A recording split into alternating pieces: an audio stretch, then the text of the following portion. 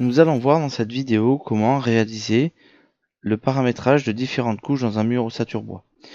Pour ce faire, j'ai pris un mur donc avec des montants, traverses, linteaux, le parement côté référence en OSB, le parement côté opposé avec une fibre de bois et des tasseaux.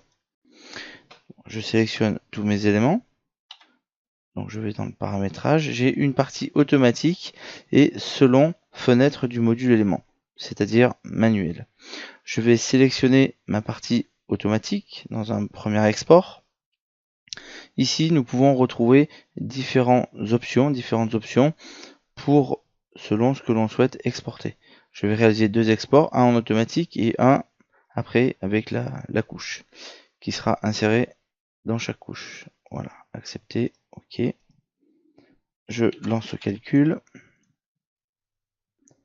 Voilà, le calcul est fini. Je vais coller mon résultat en 2D.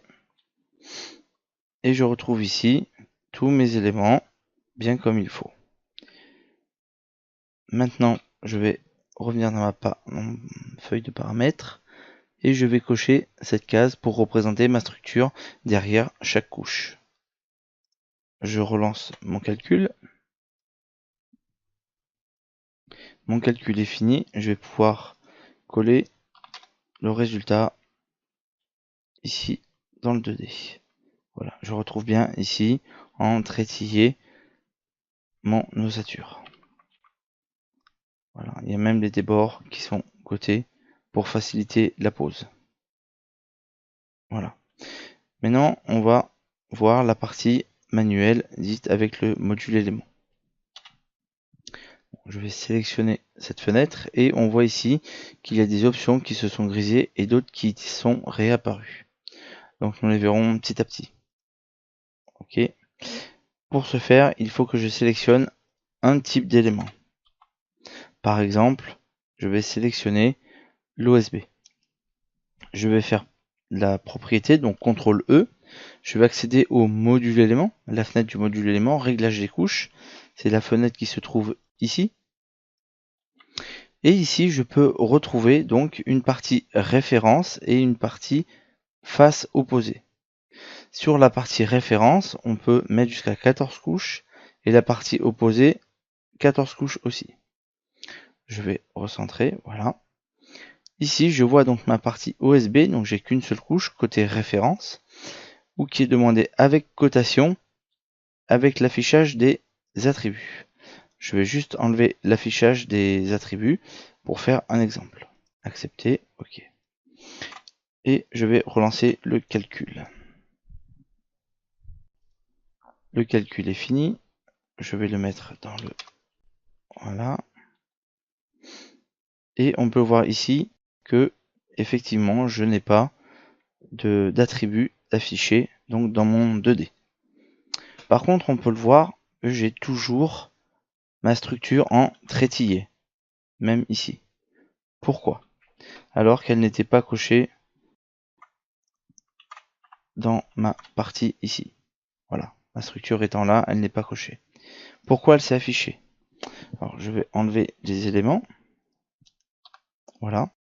Si je fais un CTRL N, donc activer attribut par nom, je vais dans propriété, CTRL E, et je retrouve ici un paramétrage où mes montants sont activés dans toutes ces couches.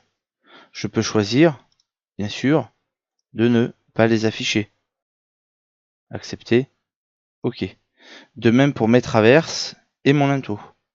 Alors, je vais faire un essai avec juste ces éléments pour bien voir justement la différence. Je relance le calcul. Le calcul est fini. Voilà, je vais aller en 2D. On va recoller le résultat. Et je vois en 2D que je n'ai plus mes montants, uniquement mes lisses, mon linteau. Alors ça va pas s'appeler montant. Voilà, mes étrésions et ma lisse haute. Je vais revenir.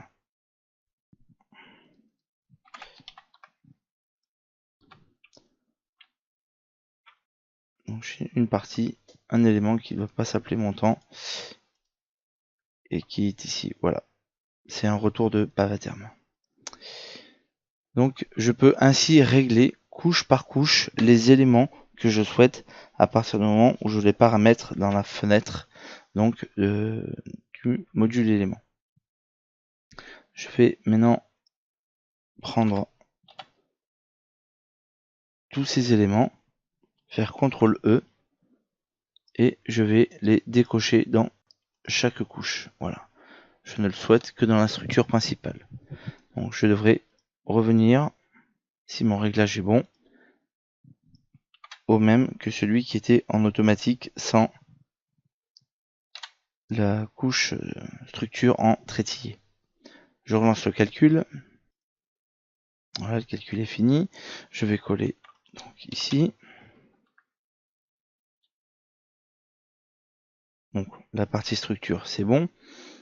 La partie donc OSB, tasseau et donc fibre de bois. Donc il me reste quelques éléments qui ne sont où l'attribut n'a pas été modifié. Mais voilà, sinon la fenêtre fonctionne bien. Donc vous pouvez paramétrer à l'aide de CTRL E, donc propriété du module élément, qu'est-ce que vous voulez voir dans chaque couche. Si vous voulez voir la structure, les montants, l'ossature, avec cotation, sans cotation, ou afficher les attributs. Les attributs, ça peut être les formats de panneaux, comme on a vu par exemple. On va le refaire.